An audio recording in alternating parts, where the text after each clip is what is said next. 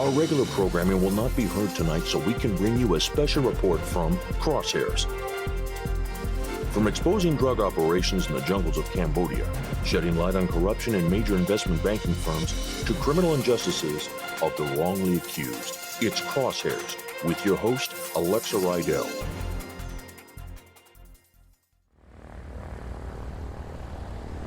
Amundsen Scott, Antarctica Polar Research Facility. It's as remote as one can get on planet Earth. Yet even here in this barren, frozen wasteland, the footprints of humanity are far from absent. Since the mid-20th century, the United States has maintained a presence at the South Pole. Named Amundsen Scott in honor of Norwegian Roald Amundsen and Briton Robert F. Scott, who had led separate teams that raced to become the first to reach this spot in the early 1900s. The current station, as you see it today, is the fourth version to stand watch over an endless desert of ice. The elevated station, or L station as the locals call it, was constructed in 2008 and is just one of many buildings on the complex, which house researchers, scientists, and operation support teams year-round. While normally a center for scientific research and studies, not so long ago it became the site of Antarctica's first recorded homicide in the history of human exploration. More to come on that later. With recent tensions and growing concern from the international community, the White House recently announced it was taking steps to temper ongoing disagreements. A presidential invitation was sent to several foreign environmental and scientific cabinet ministers from 11 different nations to tour the Amundsen Scott Research Facility. Selected to conduct and lead the tour was House Minority Whip as well as up-and-coming Senator Louisa Buxton, viewed by some to be a strong party favorite for the nomination in the 2024 elections. Crosshairs was given permission by the Office of Polar Projects and the National Science Foundation to visit the station, interview its residents and international visitors. While we were there, we also wanted to ask the ever-growing public question: is the station still relevant or even truly necessary? Lawrence Emerson Wainwright, doctor, head of this research facility, and most recent Nobel laureate. Doctor, what is it like managing a science research facility so far away from basic civilization, out here on the frontier? While it most certainly has its unique challenges, I like to think myself and my scientific colleagues bring refinement and Western civilization with us as we arrive. The work done here benefits not only humanity and the betterment of scientific research and development, but also increases the understanding of the very nature of our universe. You mentioned the Nobel Prize. I see it sitting behind you on the shelf. Would you consider that the defining accomplishment of your career? Winning the Nobel was unexpected, of course. The field of competition and discoveries made each year are a testament to mankind's academic aspirations.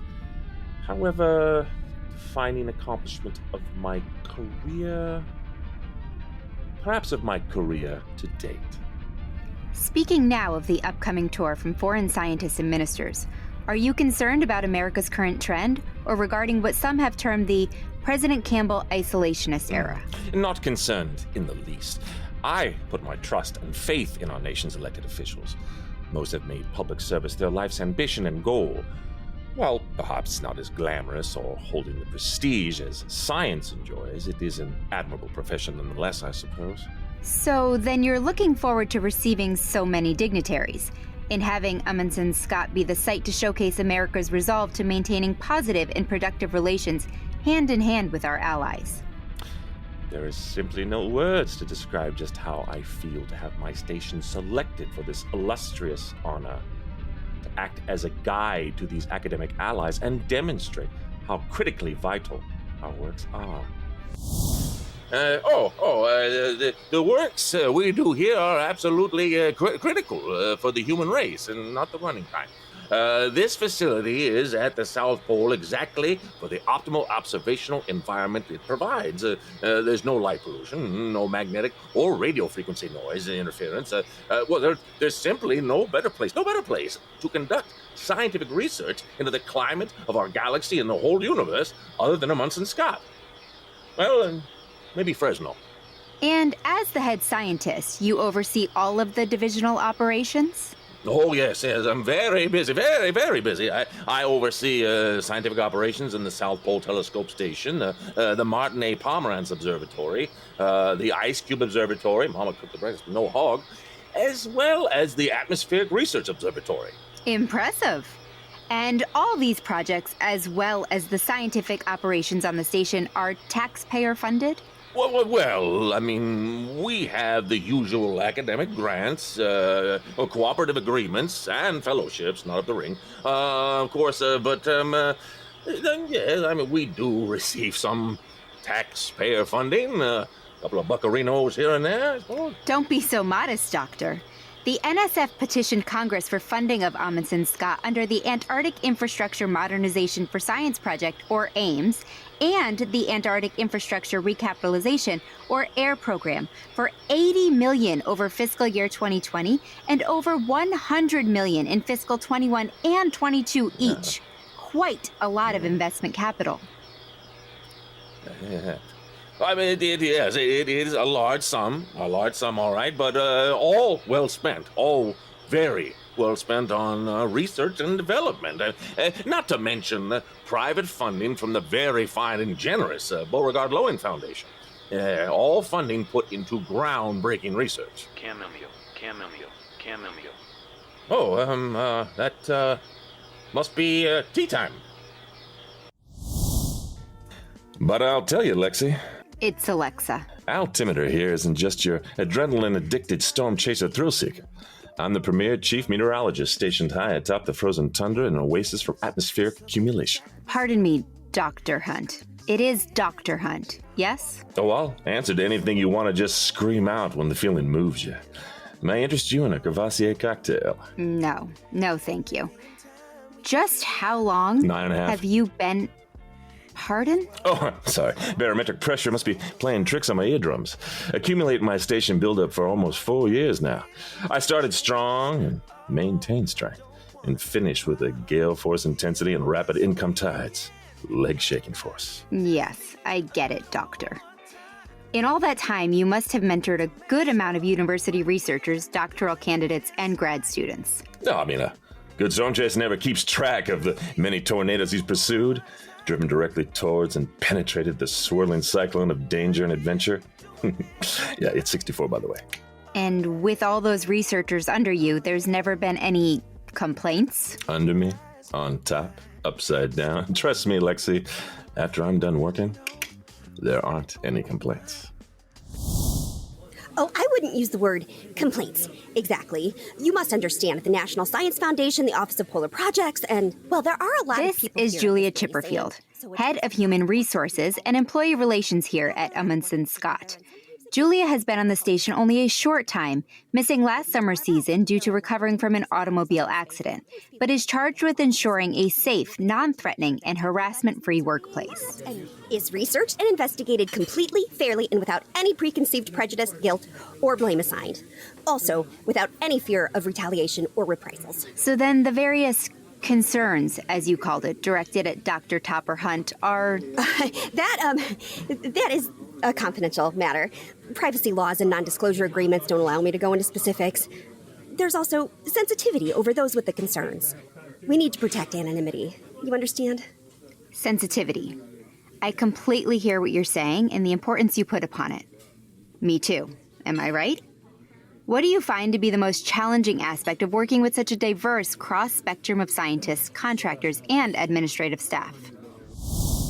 Well, gosh, that's a very difficult question. I don't think of it so much as a challenge. I think of it as an opportunity. You know, how can I go about making each person's job and function down here just a little bit easier every day? Yeah, gee, it's what I love to do. Be as helpful as possible. You are such an energetic young person, Mr. Kelly. Oh, please, just call me Thomas. Oh, were your quarters acceptable? We repurposed one of the offices for you to use for editing, for any paperwork you might have, or just a quiet place to retreat if you needed. Everything was perfect, Thomas. We absolutely appreciate all of the effort you went to. Oh, if you're happy, I'm happy. You're quite young for such a lofty role on the station, if you don't mind me saying. Just how old are you? Oh, well, I know I look like I'm really young, but don't let the baby face fool you. I'm actually 24. Wow, 24? If I read correctly, you've been on the station for 5 years, so you started... Right out of school. I did some interning at a data management center summer after I graduated. Not where I wanted to be. Sitting in a cube day after day and just crunching numbers. Ugh. I just had I don't really know what to call it, actually. A pull, I guess, to head down here, to the ice, to work. Been on the station ever since. And the roles you perform, are they fulfilling? Yeah, I guess, hey, are we live? Oh, no. It's all recorded in advance. What we're doing now, it will air later in the year. Okay, yeah, okay, but you mean like on television, right? Yeah, television, streaming. You and the station, all her residents will be on multiple platforms. So then, so should I look at you or should I look at my man with the camera over there? Yeah. You haven't been interviewed for television before, have you? No, I'm sweating here just a bit. Can I phone a friend? Is that still a thing? Of all of the residents at the station, more than the scientists, or beakers as they're called, more than the contract workers, or DeWalt's, one person stands out and is something of an enigma at Amundsen Scott. Supervisory United States Deputy Marshal Bass Wyatt Marlowe, the ICE Sheriff, as he enjoys calling himself. Originally assigned to the station almost 1 year ago, Deputy Marshal Marlowe was sent to investigate not only the station's first recorded homicide, but also the first homicide on the entire continent. Dr. Mark Rodney was viciously attacked and murdered by one of his research assistants, Joshua Nichols. Upon apprehending his suspect and transporting him back to the mainland for his crime, his plane experienced a catastrophic malfunction and crashed on the... There he is! Steve! Over there! That way! Deputy Marshal! Deputy! Alexa Rydell, Crosshairs. Can we get a quick... I apologize, but there's an urgent matter I need to attend to. Perhaps later? This will only take a few moments. We're gonna have to chat later. I'm sorry. My apologies, ma'am. Damn it! Okay, let's reset. I'm gonna get this interview, even if I have to.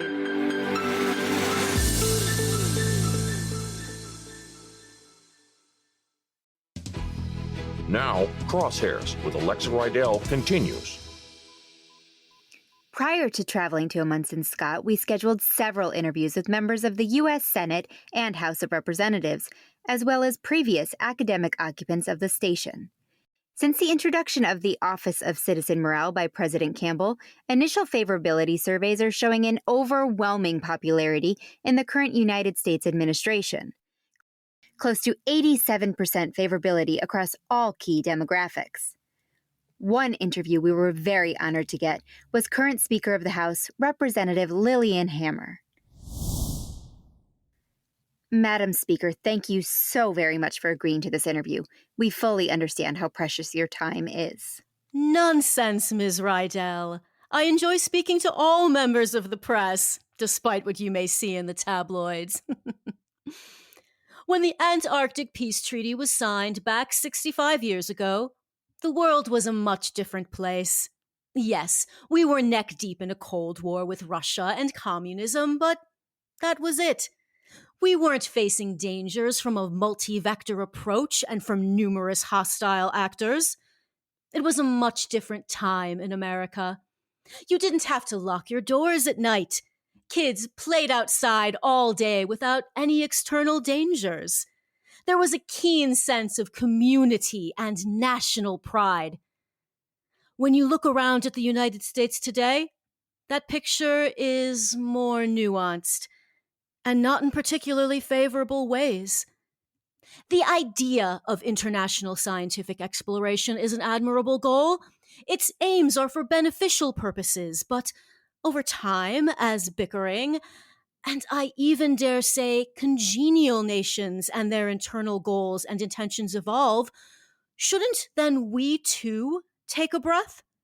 take a breath and ask the question, do we evolve and align to the present day or remain behind in a bygone and outmoded era? So you're saying that... What I'm saying is, maybe it's time to pause and really take stock in where our priorities should lie. All due respect to the speaker, that is a ludicrous statement. Dr. Helena McKendrick is a world-renowned geologist teaching at the University of Maryland and previously worked for Amundsen Scott for 2 years. She returned to the States last year, shortly after the murder of Dr. Rodney was solved. The research conducted at the South Pole represents some of the most meaningful and thought-provoking endeavors science can pursue. The geopolitical issues on the globe should have no bearing on continuing those works. That was the original goal of the Antarctic Treaty signatories, to establish a communal environment where it was science that had the emphasis, not politics or national ideological agendas.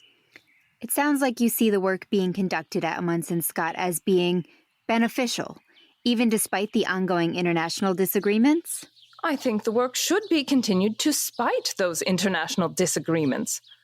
Science is the pursuit of knowledge and attempt to gain a better understanding, not to gain a strategic advantage over conflicting interests. Our current government could take a lesson or two from scientific academia. Ugh, our newborn. He seems to only want to sleep for 2 hours at a time. Will you pardon me a moment? Mommy's coming, Bass! I have him, sweetheart. You do your interview. Besides, it's my turn to change the diaper genie. Who's the fussy baby?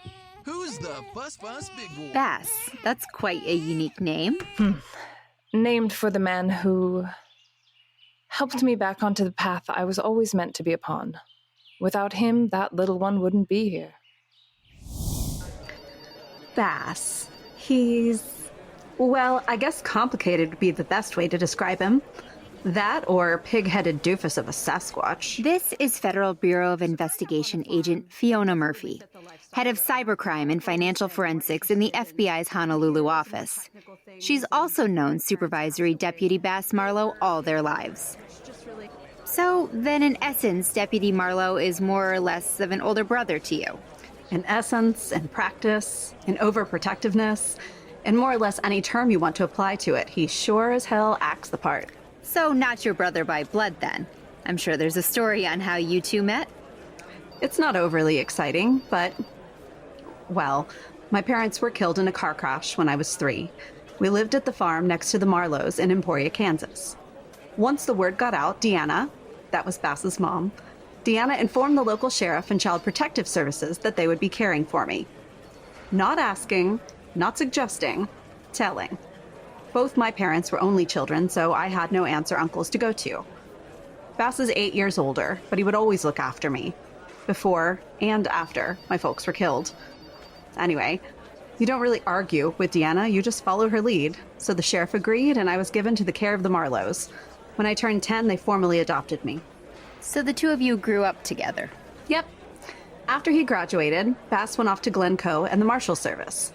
I graduated from the University of Kansas and went into the Bureau's Computer Crime Division. Our department supports FBI investigation, as well as other members of the Department of Justice. Including the U.S. Marshals? Including the Marshals, yes. For all the scientists conducting experiments and exploring the mysteries of the universe, the administrative individuals who deal with paperwork, station routines, tally the scores, and submit and receive reports, one of the most overlooked roles are the individuals who keep the station looking brand new and spotless. The custodians. This is Mikhail, the station's chief custodian. Yet. I am simply janitor, not fancy pants custodian. With all the staff and operations happening day to day at the station, how difficult is it to really keep clean all of the... Cut! I don't get it! All of our car batteries are almost completely drained. Damn it, Gary. I told you to recharge the batteries every evening. Real college radio production you're running here, huh? I did recharge them, Lex. They just drained rapidly over the last few seconds. is Vinny, Murphy Brown. I have cleanings which must be done. Maybe you come find me later and we do a janitor on the street interview segment. Yeah, sounds incredible. Joe, be a great intern and go get the spare camera batteries. Now. Your dolls got drained too. 15 minutes ago, an announcement came over the station's loudspeakers announcing an incoming plane would be given priority to land. A sudden sense of urgency and drive overcame the staff who work out here on the station's single air terminal called Packed Station. The plane you hear behind me literally just came to a halt after landing, and crews are scrambling to get inside. I see. Yes, I think I see the pilot exiting now. Captain! Alexa Rydell, Crosshairs. Make sure to check engine 3. It's running sluggish. Oh, hi. You were the reporter we were told about last month. Okay. Alexa Rydell. Captain, can you tell us what's taking place that necessitated landing priority and being rushed to station operations? I was on a standard supply run back to Amundsen when I got a call over the radio about an hour ago. A Herc that departed from McMurdo and set to land here is having some issues. What kind of issues? Is it serious? The kind of issues where a plane could potentially crash, so I'd say serious. Yeah, now, please, if you'll pardon me. Wait, what flight? ANG 813. That's the international delegation flight. Uh-huh, like I said, serious. We've re-entered the station and there is a palpable sense of tension in the air. Excuse us, press coming through, please. Excuse me, we have to get through. Ma'am? Ma'am! No cameras in here. It's not the... Let her through. Let them in. We are to provide them full and unfettered access. All right. Any luck on contacting Dr. Wainwright? No. He's still not answering pages or his radio. Heck. What a time to be working on that. At least 5 different things that I'm sure are important. I'm here, Mr. Kelly. What do we have? The incoming diplomatic flight stopped responding to air traffic about an hour ago. They're still showing up on the radar and following their flight plan. We just can't reach them. Do we think it's radio issues on their end? Possible. I had Captain Traeger called to the ops deck to assist. He's flown LC-130s for years. He's changing out of his flight suit now. Okay, any word from McMurdo? Any mention of trouble from the ops team there? I spoke with them a short time ago. They said the flight took off as scheduled. No issues they saw or were reported. Routine takeoff. Where's Wainwright?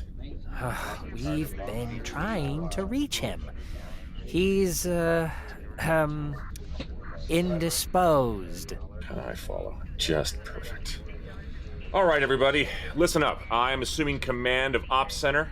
I need everybody to stay calm and focus on the task at hand. We don't know the full story yet, but the only priority we have at this time is to reestablish communication with the iceberg and get them safely on the ground. All right, I'm all set. Bass, what's the word? Still silence. Do we know what the crew and the passenger count on a plane like that is? It's a C-130J Super Herc. 2 pilots, 1 loadmaster, and 12 passengers. She's also hauling incoming cargo from the station. Hold on, I'm gonna need to borrow your clipboard here, guys. Sorry. Okay. Assuming max weight of 22 tons. Full fuel tank at about 18,000 pounds. Cruising speed of 400 miles per hour. Angels, 220, southwest.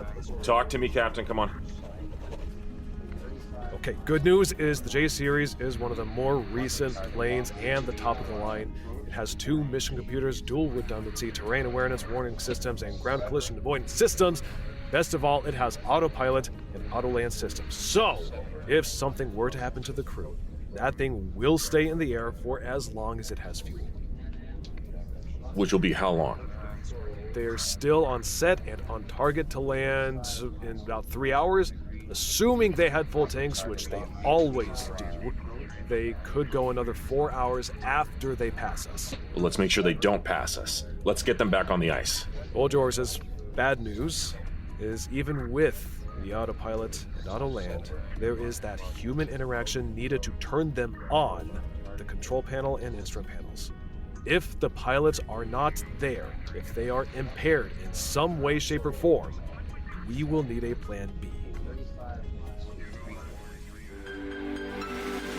We'll be back after these messages.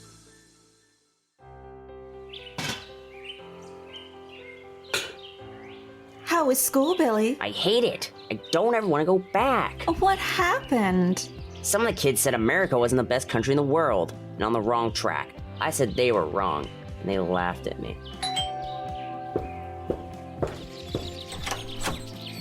TV's Michael Breckenridge? What are you doing here? I was walking by and couldn't help but hear. Billy, the problem isn't the faith you have in America.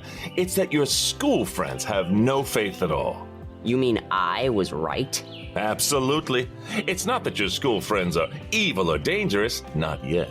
It just means they don't know any better. They didn't have the wholesome and proper upbringing your mom installed in you. Oh. Instead of being mad at them, you should work to help them see a better way. How can I do that? I'm just a regular kid. By calling us at the Office of Citizen Morale. The OCM has specialists trained to seek out those who may be sowing the seeds of discontent. Talking to them, engaging, and showing them there is a better way to express their views and frustrations. But even we're not perfect. Oh, I need to sit down after that. That can't be true, Mr. Breckenridge. You're America's sweetheart. We need you, Billy, and all of you out there to help us identify these misguided but well-meaning American souls, so we can find them, talk to them, and help them see the error of how they think. Whatever I can do, Mr. Breckenridge, to help my country. The Office of Citizen Morale. We're here to help America stay on the proper track. Now, back to our show. Amundsen Scott Station boasts a wide variety of demographics in the contractors and scientists who live and work on the station. When looking at gender statistics, males make up 68% of the current facility's population, with females at 28%, non-binary and non-specified at 2% each. While the station may be overwhelmingly male, to call the female population underwhelming would be quite a mistake. With the majority being found in the scientist population, we spoke with the longest-serving female doctor, Kendra Jennings. This is a new experience for me. Okay. I'm Dr. Kendra Jennings, department head of the Dark Sector Lab, and it's not as scary as it sounds. The two primary projects under me are the BICEP and my first assignment, the South Pole Telescope Array. The BICEP? That stands for Background Imaging of Cosmic Extragalactic Polarization. Quite the mouthful, so we just say BICEP. According to your profile, you are one of the longest tenured scientists on station with almost 5 years. In fact, next to Doctors Wainwright and Jovac, you hold the record. Well, when I first applied for the research grant, I knew this had the potential to be a long-term project, so it was away from the more populated centers for research, so for me at the time, it was very appealing. So that appeal has lost some of its luster? No, not at all. I love what I do here. The studies, the research, papers I've written, and all the accomplishments while working at Amundsen Scott, all of them. It's just that, well, as my motivations have matured, so have I. Where remoteness and isolation were quite the allure, now it's the friendships, the close sense of community and relationships I've formed that have become equally rewarding. A brilliant scientist, chipper and bubbly, and not to mention attractive, I imagine you get quite a bit of attention. Thank you. No. Up until a year ago, I kept mostly to myself. I didn't really get to... Okay. I couldn't interact with people comfortably. Certainly not to the extent I can today. You mentioned relationships. I assume that means you met a special man, woman? There is a special person in my life, somebody that I hold closer to my heart than others. I see. I sense that you're not going to give me much detail about this specific mystery person. Mm-mm. We're both very private people. Very reserved and modest. Neither of us really want to have our personal lives on public display. But going back to my professional career... Oh, yeah. We'll go back to that. But first, I just want to know, are you worried that such may become a distraction? Interfere with the work you both do on station? No, that's not really it. And I certainly wouldn't consider it distracting, or what is it Dr. Wainwright always says? Interrupt the operational efficiency of critical station research. Good impression. So, being a woman, you haven't found that to be an obstacle in your work here on station? Never spoken down to or demeaned for not being male gender? So, I'd be lying if I said I never faced any prejudice or misogyny, both in my time on station or in my career as a whole. I mean, I doubt you could find any woman alive who hasn't at one point or another, but here on station, I found it exceedingly rare. One big happy family? Yeah, most days. I guess my answer would be, most days it's happy. More so when you're with certain people? I suppose that's true, too. You are not going to tell me the name of your special person, are you? Nope. Deputy Marshal Bass Marlowe. That's who she's banging. Two of them are like wild rabbits, you know what I'm saying? I don't think it was the sound of the station's generator when them foam earplugs was given to the new polies in the A2 section of Bert's, huh?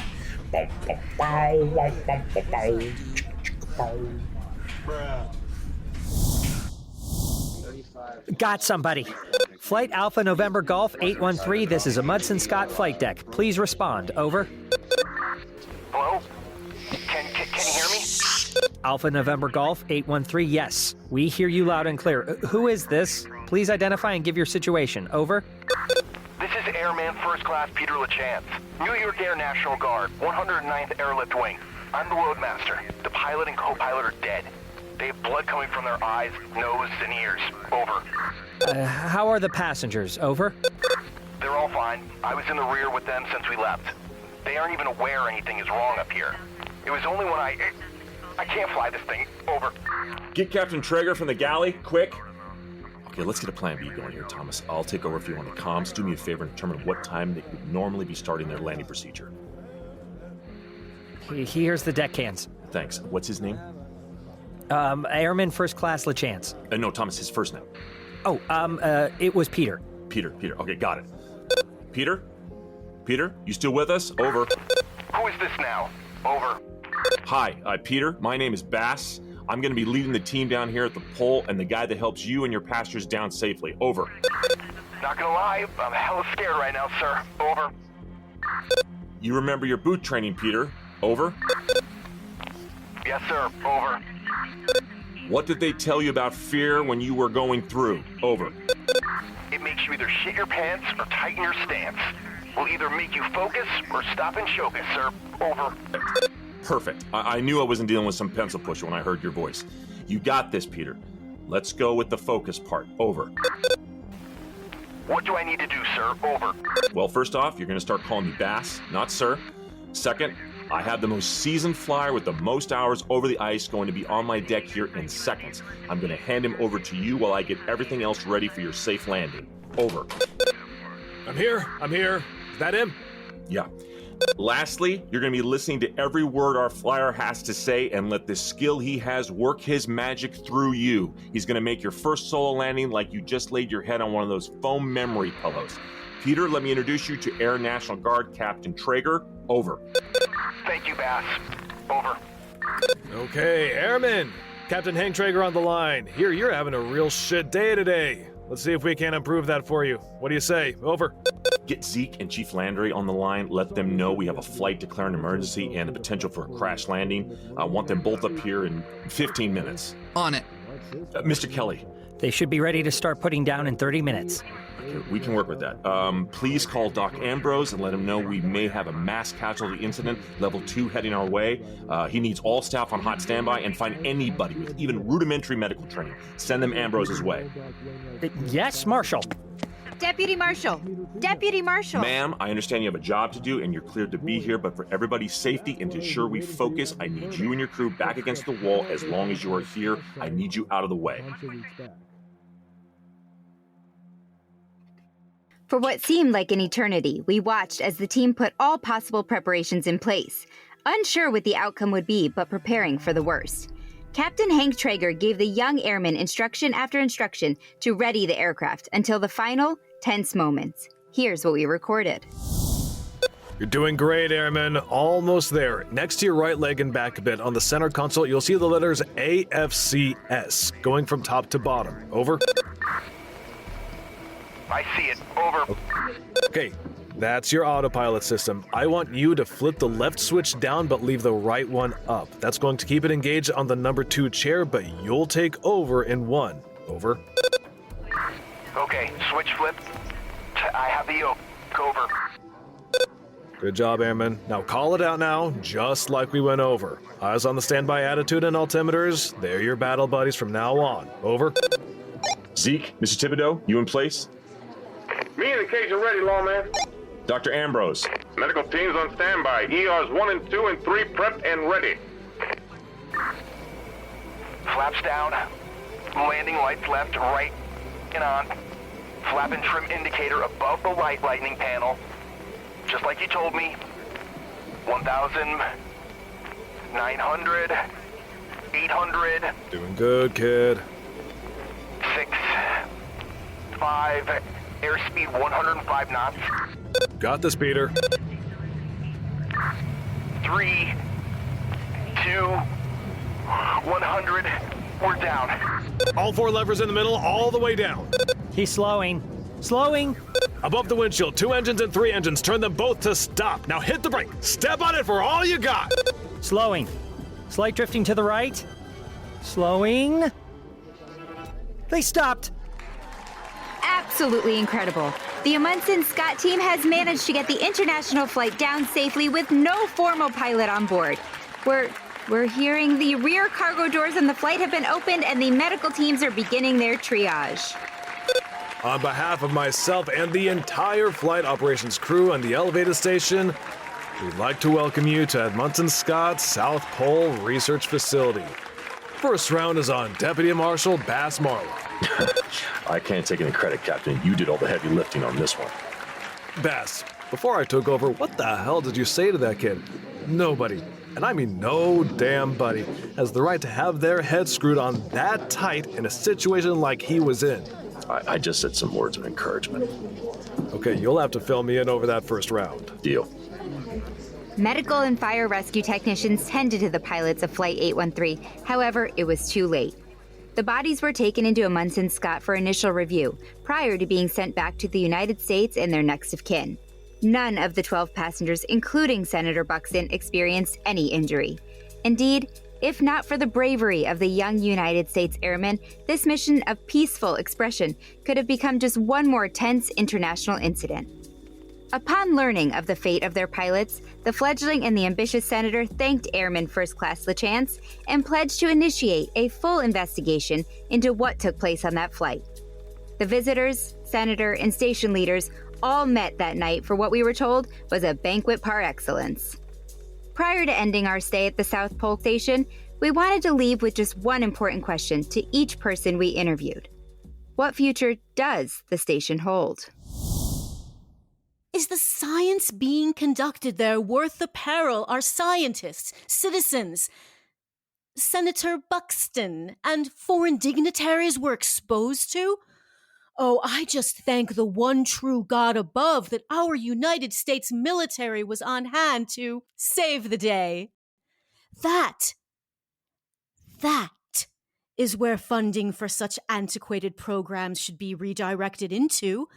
Funding the brave men, women, and others who take the oath to defend the United States of America. Of course, this station has a future. Anybody who attempts to tell you otherwise is a Philistine, a Vulgarian.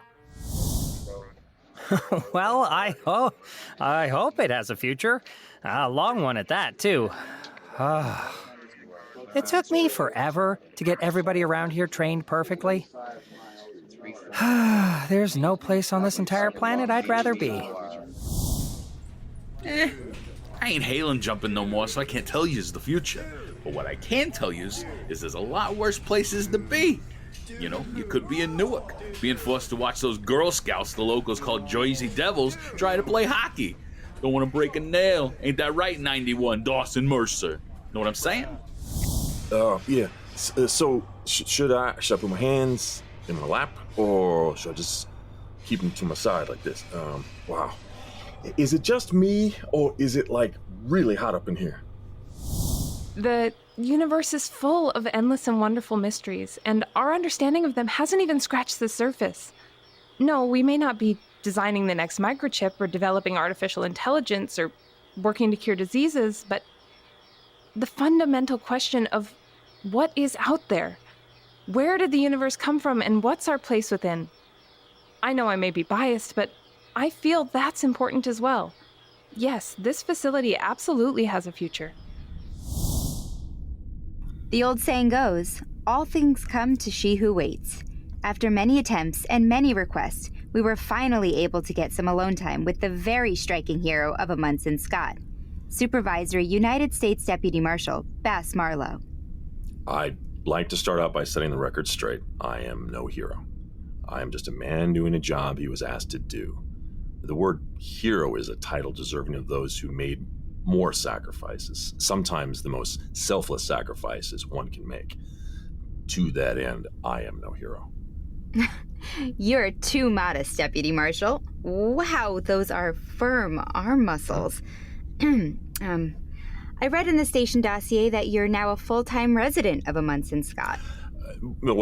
Technically, I'm a full-time deputy marshal assigned to help oversee legal operations and keep the peace at 3 different stations the United States operates on the ice. I just happen to currently be storing all my stuff here at Amundsen Scott. Would it be possible to get a tour of your office, your berth? I'm sure my audience would like to see the ice sheriff laid out bare. Ice sheriff, yeah. I guess people told you about the nickname, huh? Hardly surprising, Deputy.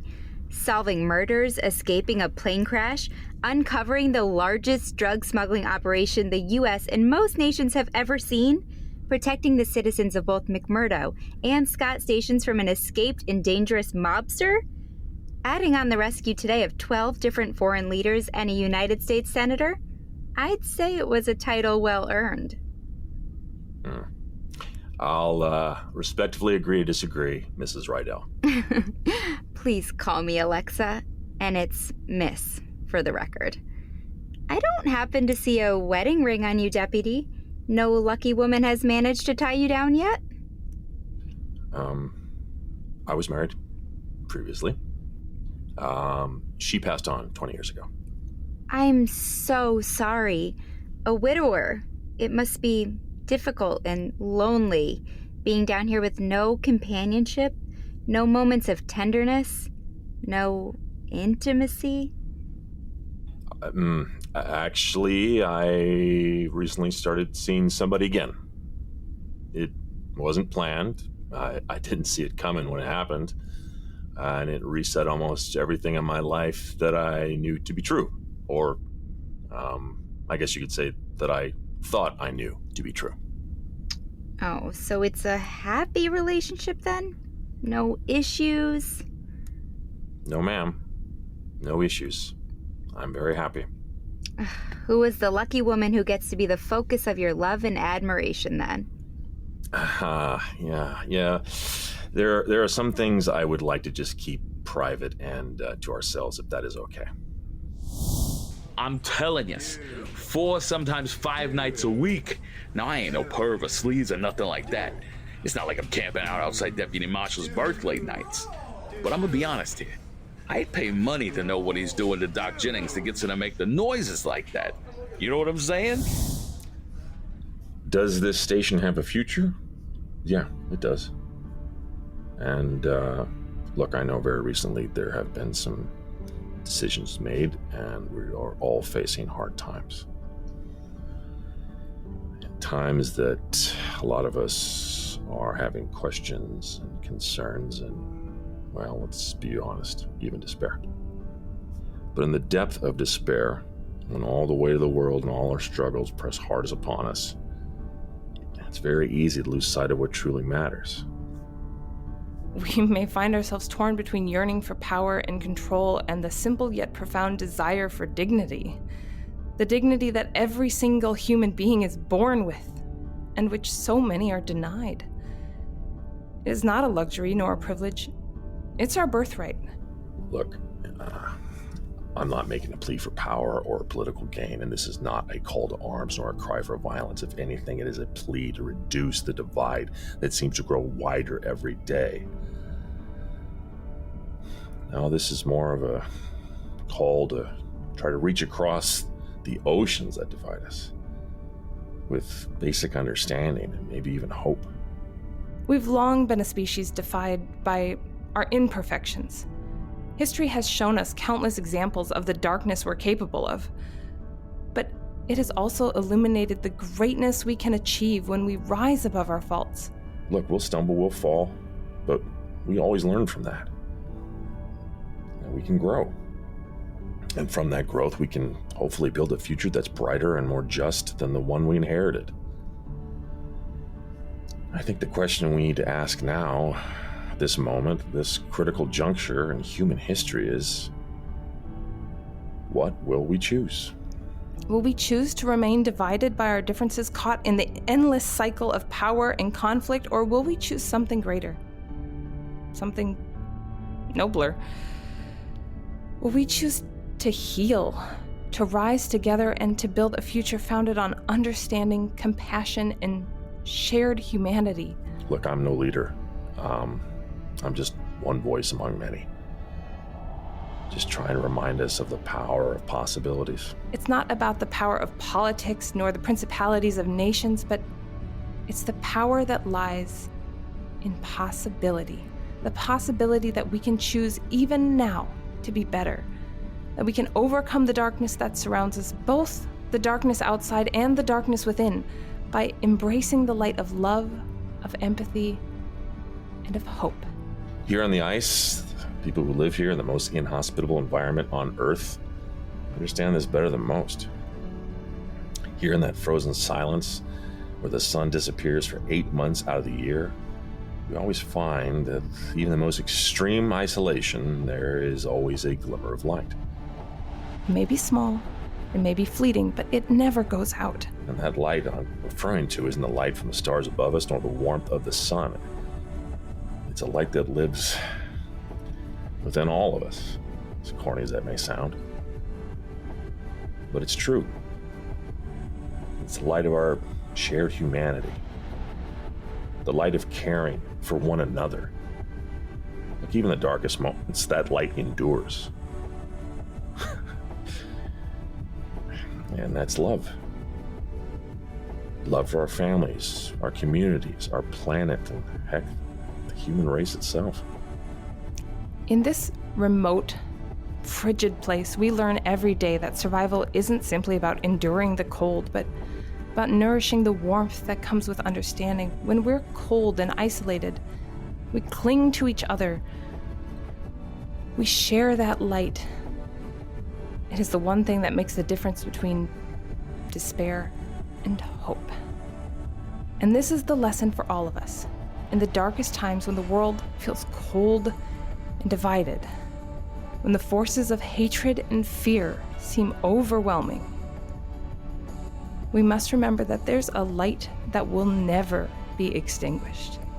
A light that can never be buried by the storms of injustice, the winds of war, or the tempests of division. That light is love. And I think now it's time for us to step forward into that light and embrace the fullness of that shared humanity. And we have to act more civil to one another, to offer more understanding instead of so much conflict. try to bring hope when there's so much despair.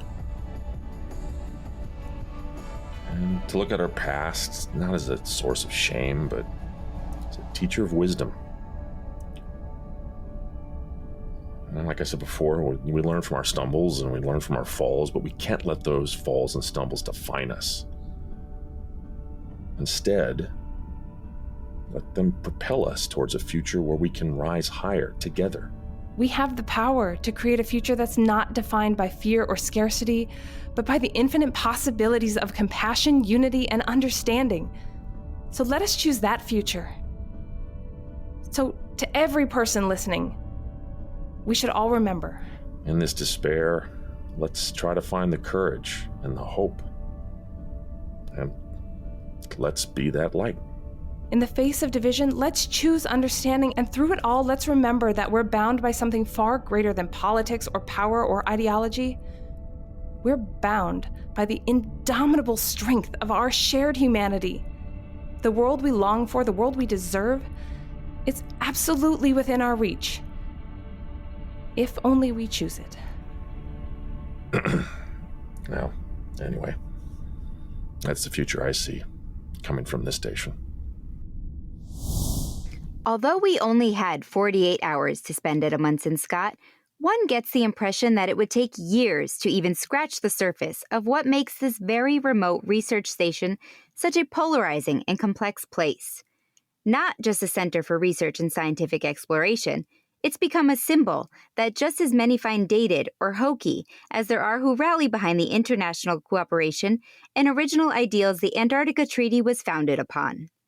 As a result of the foreign diplomatic visitation, there is a renewed focus on trying to find a common ground between those who feel a more internal national focus is warranted and those who feel an outstretched hand of friendship is the correct answer. Before we end tonight's episode of Crosshairs, I want to play a segment we were fortunate enough to record in the course of our many interviews, a candid and unfiltered view of what takes place in some of the more hushed quarters of the station. We need to warn viewers in advance, what you're about to see may be unsettling to some. And everybody in the VMF told us you were the man to go to for a real, unfiltered view of what life on the station is and the Arches is truly like. So Keenan, what can you tell us? It's them. They're moving. Sorry, Keenan, we'll pick this up later today. Shh. Hey. I hear voices coming from the air vent. It's them.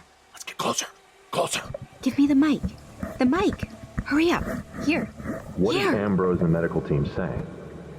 They're not really set up for autopsies or anything close to operations a coroner would perform. But from general exam and observation, his best guess was a severe cerebral hemorrhage.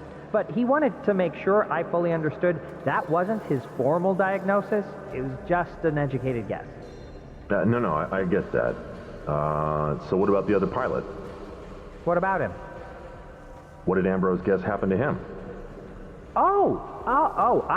I'm sorry, Deputy. The cerebral hemorrhage was his determination for both pilots. Both? Mm-hmm. That's not statistically possible. For two people to suffer the same exact ailment sitting feet apart?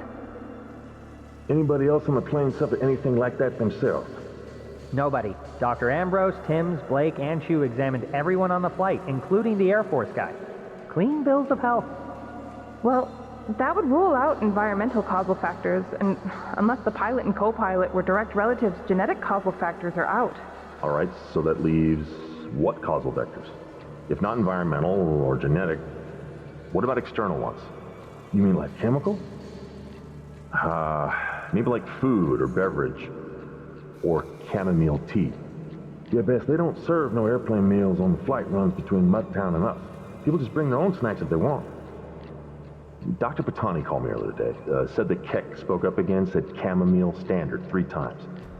Zeke, can you call your counterpart in McMurdo, see if the plane crews there or anybody can remember seeing the pilots eating or drinking anything before the flight?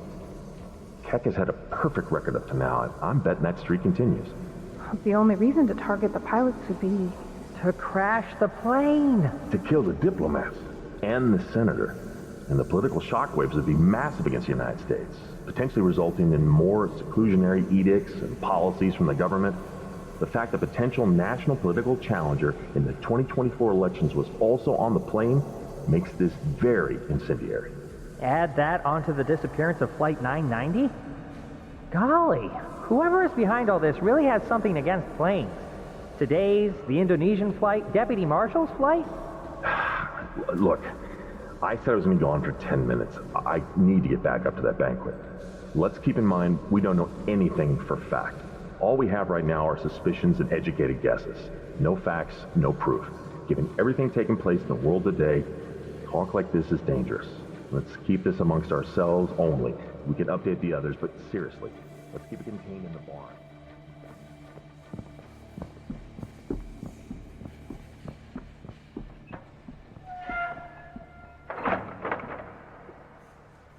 Shh, don't move. When my editor first handed me this proposal, I honestly thought this was going to be nothing more than what we call in journalism a fluff piece, devoid of any meat, merit, or motivation. Just window dressing to lure in prospective viewership.